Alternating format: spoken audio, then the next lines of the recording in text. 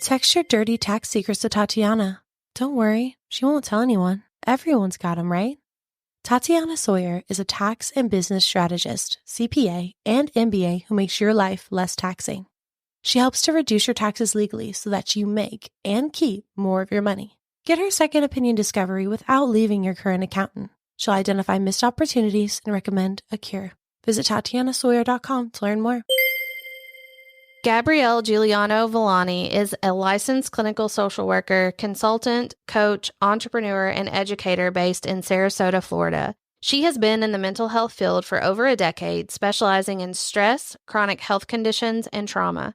After scaling her group practice to 7 figures and realizing her own burnout in 2021, she sold her thriving group practice and made it her mission to educate others on the impact stress has on our everyday lives. Gabrielle pulls from her experience as an EMDR and polyvagal informed therapist to utilize mind-body approaches to help others implement everyday strategies to manage stress and live their best lives.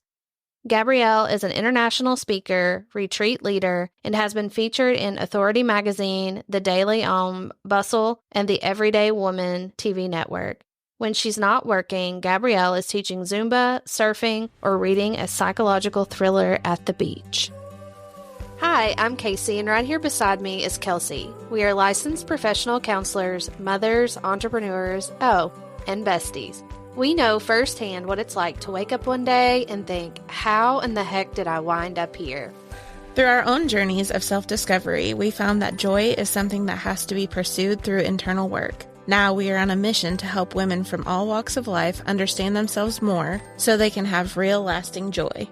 Join us every Thursday to hear fun and insightful interviews with experts who can point you toward self-discovery and fulfillment. Welcome back, besties.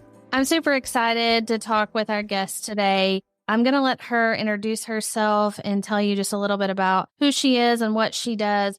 But I am particularly excited to ask a couple of questions related to how to really know when you are burnt out, because that seems like an obvious thing, but not so much based on my experience with people. So welcome, Gabrielle, and tell us just a little bit about who you are and what you do. Yeah, I totally agree with that, by the way. So we will get into that for sure.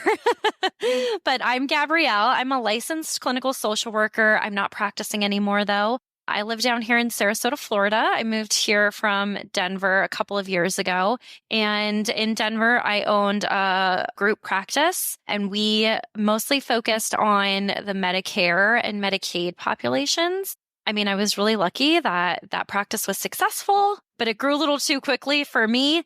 And in 2021, I sold my practice and I completely changed my life and pivoted to doing consulting, training, coaching, and retreats. So that is what I do now. I no longer do therapy, but yeah, that's a little bit about what I do. I help therapists and other entrepreneurs learn how to scale sustainably without burning out, learn how to prepare to sell their businesses. And then my burnout prevention work is focused mostly around polyvagal theory and the mind-body connection. So let's pretend that we do not know what that is. You know? Well, a lot of people don't, so it's a good question. So polyvagal theory, which, by the way, they should really change the name of that because it scares people, and it scared me for a very long time. But it essentially is a theory for our stress response and how our nervous system responds to our environment, both internally and externally, and then regulates our emotions as needed. So it's super important because all of us have a nervous system. If you're listening to this right now, yours is responding to my voice even. So it's kind of the foundation for everything. And it was really life-changing for me to understand that and integrate that into my work too. How long did you practice before 2021? I was in private practice, had my first client January 2018, so not very long. Yeah. Okay, cool. Do you find that your tolerance for stress is much greater now that you're in a different kind of environment, like primarily doing coaching and working with entrepreneurs rather than face-to-face with clients? I think it's different. This work now feels less draining and because I've been very intentional about the ways that I work. But the way that I work now, I don't think I could have done it as a group practice owner and as a clinician. I guess the answer is yes, because I feel stress, of course, but I feel it differently and it looks different and it's not making me sick and it's not keeping me up at night and all of those things that I was dealing with before. So that's definitely been part of my journey, is like understanding myself and how I can work better to protect my well-being, both emotionally and physically. At what point did you know? So you said in 2021, you kind of knew I had a shift. What was going on around you that you knew, hey, I'm burnout. Hey, maybe I need to shift what I have going on for me. How did you go about that? There were a couple of things. I do remember very specifically, like one day in the summer, waking up and just being like, I hate my life. I don't want to do this anymore. I'm afraid to look at my phone because I don't want to see what emails have come through. I think I just want to lay here and not get up and not deal with it. And so that was a pretty big pivotal point. But of course, hindsight is 2020. And there were things that I was kind of slowly picking up on, but that I can see so much more clearly now. Obviously, like the anger was a big one and I was very irritable. And I think the other really big red flag was apathy. I did not care. When I was in sessions with clients, which obviously as a therapist, apathy, is a little dangerous. And I remember looking at the clock and being like, 47 more minutes. What am I going to do for 47 more minutes? How can I sit here and pay attention and listen to this for 47 more minutes? And I felt that way about my business too. Like there were just days where I was like, don't care. And I've come so far from that now. It's hard to think back to the mindset that I was in then, but it was definitely irritability, apathy, and just overall a lot of negativity. But I remember, like I was talking about that story that day where I woke up and I said I hated my life. I also remember being like, I don't want to live like this. Like I moved to Florida to enjoy and have a slower life and be at the beach and be at the pool and watch the sunset. And I'm not enjoying any of those things. And this isn't how I want to live. Yeah, that sounds familiar. I thought it might. I definitely had a period of time as well where if you could isolate the business from the people, okay, if those were two separate things, which they're not, and they can't be, and I get it. I could run the business all day long. Yeah. I loved that. But then you add in the people, and not like, and I know that sounds very cynical and awful, but just people that didn't care, people that didn't want to work, people that didn't care if they worked well, people that were just there to get a paycheck, people that were there doing malicious things, people that were there with ill intent, people that lied, people that steal, just drama. Like people were unhappy when you are literally giving them everything you have. That is what broke me in lots and lots and lots of ways. And there was a large point of time when you speak about apathy that I also did not care. And I think that that's a big red flag. But it's hard when you're in it. Most people just keep going with it, Yeah. And my solution was, well, I'm just going to hire people to deal with it for me. I mean, it sort of worked, but then you still have to deal with the people that you're hiring to deal with the other. That was the problem I had too. I'm the same way. I could run the business all day long. I loved it. I even did, which people think this is crazy, I did all the billing for my practice, which, obviously as I kept growing, I would have needed to delegate that out, but I liked it because I was like, it has a beginning and it has an end. And I just click the little buttons and then I'm done. And nobody's talking to me while I'm doing it. So I loved running the business, but the people was difficult. I always feel bad because I'm like, does my previous staff listen to these and think that I hate them? And I don't. A lot of it was my own stuff too. Like I should have had better boundaries, which I know that now. I should have dealt with my people pleasing and my codependency in a different way. And I know that now. And they don't have as much skin in the game. Like it's my business. They don't see it that way. But yes, like bending over backwards for people, it's still not enough. People, like I remember one experience where somebody was complaining to me that they didn't have enough clients and they weren't getting enough clients fast enough. And I'm like, well, I sent you 12 in 10 days and 8 of them you said weren't a good fit. So yeah, I felt the same way. As I just was like, I don't want to manage people anymore. And then I did the same thing. Like that was my first step. Was I was like, maybe I can just delegate more and maybe that will help. So I tried doing that. But then of course the person that I delegated to, and I had to manage them. And there were things that I wanted them to do because I didn't want to do it. And then they didn't want to do it. So it just kept piling on and on and on. So I'm sure you're familiar with. You said something. You said that there was a piece of you that knew that your stuff was coming up, or that there was things internally going on with you that may have impacted that. Can you talk a little bit more about that? You've experienced that as well. Yeah, I think when I first started my group practice, like a lot of therapists, it just kind of happened. I was full. And actually, one of my Zumba students, who was an occupational therapist, was like, I work with a social worker. You should scale your business. This is the easiest way to do it. Just hire somebody. And I know the social worker who will be a great fit for you.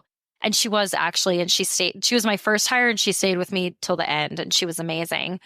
But I didn't really think about leadership or being a CEO or being a business owner. I just was kind of like, this is just me. And, everybody's going to know how I want it, which is not true, as we know. And as I also coach other people with the same problem, but I just kind of went into it as like, it's me, but now there's more of me and it'll be fine. I also really wanted people to be happy and not have toxic work environments that burnt them out, like I went through too. So I would, again, just bend over backwards and be a people pleaser and just let people do what they wanted.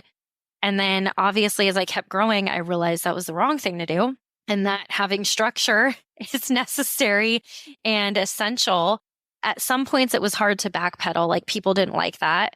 And people felt like, now I was trying to be more controlling. And so, of course, I internalized that too. Like now people don't like me and now I'm a bad boss. But there were times also where it worked out, like with boundaries. I moved from Denver to Florida. Everybody was still in Colorado. There's a 2-hour time difference. And people would be texting and calling me when it's like 7 or 8 p.m. here. And I don't want to work that late. I have my bra off and I'm watching Real Housewives at that point. Like that's not work time anymore. That's relaxed time. And that really was starting to burn me out too, because I would get resentful. Like, oh my God, here's another text. It's 8:00 at night, but I never set the boundary, like, don't bother me until, and this seems so small, but it was actually a really big moment, till I was like, I need to say something, duh. So I did. I was like, I'm 2 hours ahead. If there is an emergency, you can call me. Otherwise, if it's on your mind, you can send an email, because I'm not going to check my email until the next day, and it's fine. And everybody respected that. And they were like, oh, okay. We just didn't realize it. So, one of those things, right, where I think everybody knows how I want it to be, but they don't. I need to communicate that. Yeah. And people just think, if you allow them to, they just think that you're on call 24/7. And I tell people all the time, I'm like, think about other industries, other businesses.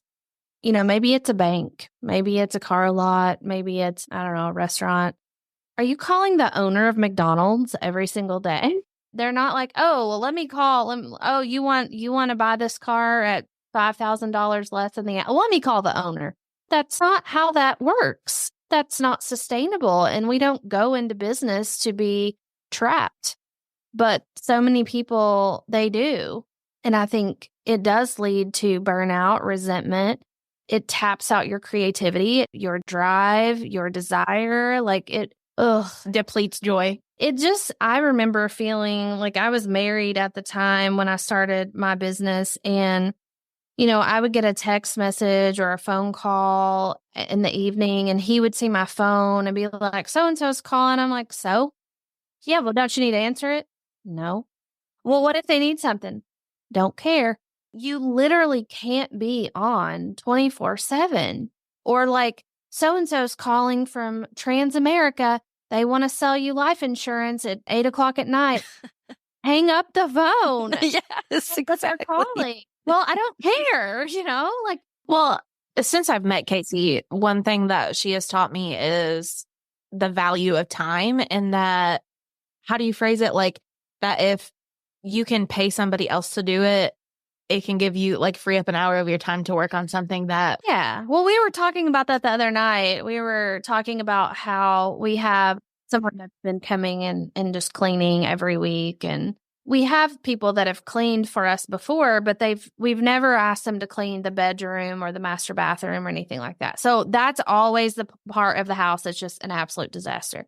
But that's also where we spend the majority of our time. And it's also where we try to relax, which is almost impossible when it's complete chaos in there. So we were talking about that the other night, also like in combination of people being like, talking about how we just waste all our money. And, like, I was like, Kelsey, look, if we pay someone $100 to come clean our bedroom and bathroom, and let's say it takes, I don't know, 4 hours. Okay, that's $25 an hour. I can do one consulting call and make, let's say, $500. I'm actually losing $475 if I'm not working. It would cost me $2,000 worth of money to clean my own house.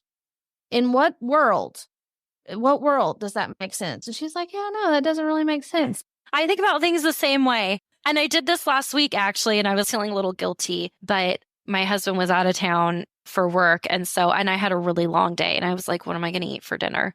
So I did want to cook something easy, but I was like, oh my God, then I have to I'm working till 6:30 and then I have to go to the grocery store and blah, blah, blah. I was like, I'm just going to Instacart it. And I know that's a privilege and Instacart is really expensive, but I was like, you know what? That's just saved me time and money. I didn't have to go anywhere. It was delivered at the perfect time while I was in a meeting and I had 5 minutes left. It was like perfect. I was just sitting there working and the groceries were here and I didn't have to do anything. So I'm all about it. Well, we do that too. We talk about DoorDash because we don't have, do we have Instacart? We don't have Instacart. Okay, we have DoorDash. But everyone looks at me and they're like, you waste so much money on DoorDash. I'm like, oh, really? Because if you think about the $3 fee I'm paying to DoorDash my lunch, as opposed to me leaving my computer, getting up, walking to my car, driving down the road, ordering the food, blah, blah, blah, blah, blah, blah, blah. Like I'm losing a good hour of my day by going out and getting my own lunch. Whereas if DoorDash, so $3. So basically that's $497 that I'm losing if I go get my own lunch. It's the price of convenience and I am here for it. I also DoorDash and Uber Eats all the time because of the same reason. I don't want to leave my house. I'm comfortable. I had a long day. I just want the food to be here and cooked for me. And I'm willing to pay the $3 for that. I told Kelsey she was getting ready to go home to visit her parents. And I was like, I think I'm going to hire a concierge while you're gone. Someone that can just wait on me the whole time. She was like, oh my God. I mean, I support it. But to your point about burnout and stress reduction and all of that, like those are things that helps me anyway to prevent that. Yeah. And when you put it in perspective like that, it actually kind of shapes your view to be like, oh, I don't have to have guilt and shame around this. It makes sense. And I don't have to feel burnout about cooking dinner every night. Or for us, we don't really take a lunch. We would rather just sit down and do absolutely nothing. Mm-hmm. Like we'd rather work all day and maybe take 15 minutes here and 15 minutes there for nobody to ask us questions. Yeah. You know, I'd love that. Like leaving for an hour, one, it would cost a lot of money. And two, I think I kind of giggle sometimes because when you're used to being an employee, that is just normal. You know, like I'm going to lunch. If I had to go work somewhere and where I was on the clock and I had to go take a lunch, it would drive me crazy. I don't want to stop at a certain time and go take a lunch. Like I like to eat when I'm hungry. I know I couldn't deal with that structure either. Because I don't know. I just work best when I'm just like in flow and I do things when I want to do them. And I like that about my life. Yeah. Well, can you tell the listeners, one, if you have any programs going on right now, who those are geared for and how people can get in touch with you? So I do have a retreat coming up in June that there's still 2 spaces left, and that's in Belize. And that is focused on burnout prevention, stress management, moving through burnout. So we'll be on a private island resort and I'll be doing sound healing. My friend is coming and teaching yoga. So it's going to be like very slow We're going to be learning about polyvagal theory and how that applies to you as a business owner and as a therapist. And, just like snorkeling, napping in hammocks, all of those really fun things that are important too. Really? So that's kind of my big focus right now. And there will be more retreats in the future if people want to follow me or get on my email list. I also have space still for one-on-one coaching or consulting clients. If you want to run your group practice or your business smarter and more sustainably and get more support, you can contact me for that as well. And I'm pretty easy to find because of my name. I'm the only one. So it's GabrielleJuliano-Villani.com. And that's the same on TikTok, YouTube, LinkedIn, Facebook. And then my Instagram is at GJV Consulting. Nice. Awesome. Well, we've really enjoyed this conversation. I wish we had more time. Maybe we can come to one of your retreats one day. And I do have a quick question. What is the common theme that you see in burnout? Like, is there something that shows up pretty regularly? Definitely the apathy and the lack of joy, which I think you mentioned in the very beginning. I hear that a lot. I've seen that a lot. I've worked through that myself a lot, but the absence of joy. And actually somebody just scheduled a discovery call with me today and she put that in there. She was like, I feel stuck and I don't know what to do and I'm not excited about anything right now. So, well, you should recommend my book because that's what it's about. I know, I have it. Your story is very familiar to me as well. So, and it's hard too when you're in that place, right? To be like, nothing is going to change this and just being in a really negative mindset or in the fight, flight, or freeze response of your nervous system if we're talking about the mind-body connection. But I do want people to know that you can change. And small changes make really big impacts in your life. I love it. I think that's the perfect place to end. Thank you so much for joining us today. Besties, we will be back next week.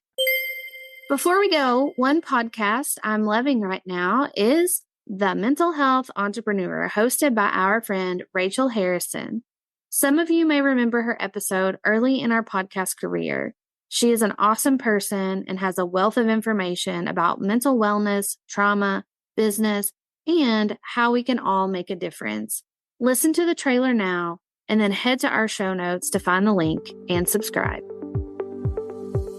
What if our communities had more creative options to support mental wellness? This is a question that I've been exploring as someone who's been in the mental health field for 25 years, as an entrepreneur myself. I've been having these conversations with people in government, with people in the nonprofit world, with people in the business world, and people in the mental health world. And here's what I know. We don't have the solution as it stands right now. All of the resources we have, all of the treatment options we have are full and overflowing. There are some creative new ideas happening here and there. But as a whole, we have more people that need support for their mental health than can get that support.